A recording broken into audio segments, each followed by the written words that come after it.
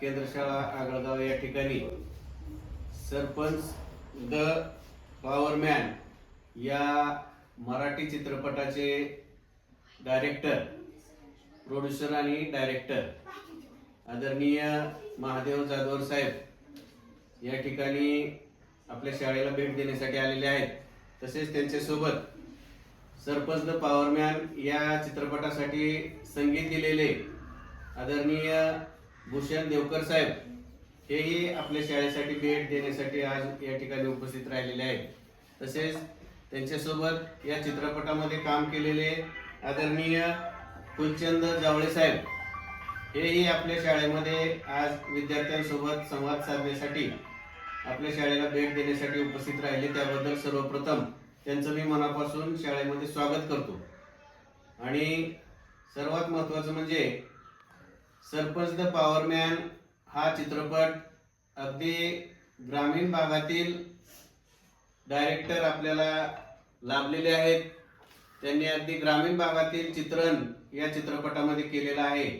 आपल्या गावाचा जो प्रथम नागरिक असतो सरपंच, तो कसा असावा त्याचं एक आदर्श उदाहरण त्यांनी आपल्या या चित्रपटामध्ये घालून दिलेलं आहे। आणि या चित्रपटापासून प्रेरणा घेऊन अनेक गावोगावचे सरपंच आपल्या गावाचा विकास करण्यासाठी प्रेरणा घेतील अशा प्रकारचा चित्रपट त्यांनी अतिशय कष्टानं जिद्दीनं तयार केलेला आहे।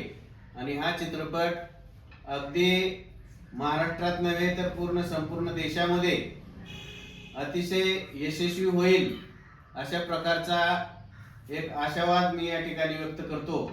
आणि आदरणीय महादेव जाधवर साहेब यांच्या हातून अशाच प्रकारचे आणखीन वेगवेगळ्या प्रकारचे वेगवेगळ्या पद्धतीचे चित्रपट तयार व्हावेत आणि आपल्या महाराष्ट्रातील समाज सुधारक समाज जीवन कसं सुधारेल आणि आपली जुनी संस्कृती जुनी परंपरा कशी जोपासली जाईल याच्याबद्दलचं चित्रीकरण त्यांनी आपल्या चित्रपटामध्ये करून एक प्रकारचे समाज सुधारणा करावी अशा प्रकारची एक अपेक्षा व्यक्त करतो।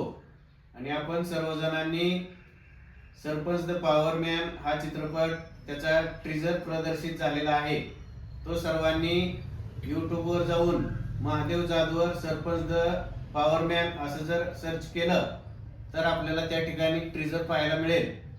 अशा प्रकारचा हा चित्रपट अतिशय उत्कृष्ट दर्जाचा तयार झालेला आहे।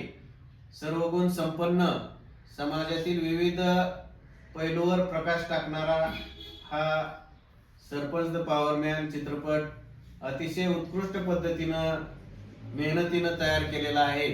आणि तो आपल्या सर्वांना नक्कीच आवडेल आणि तो नक्कीच चांगल्या प्रकारची प्रसिद्धी या चित्रपटाला मिळेल अशा प्रकारची अपेक्षा व्यक्त करतो। आणि त्यांना पुढील चित्रपटासाठी मनापासून शुभेच्छा देतो। धन्यवाद।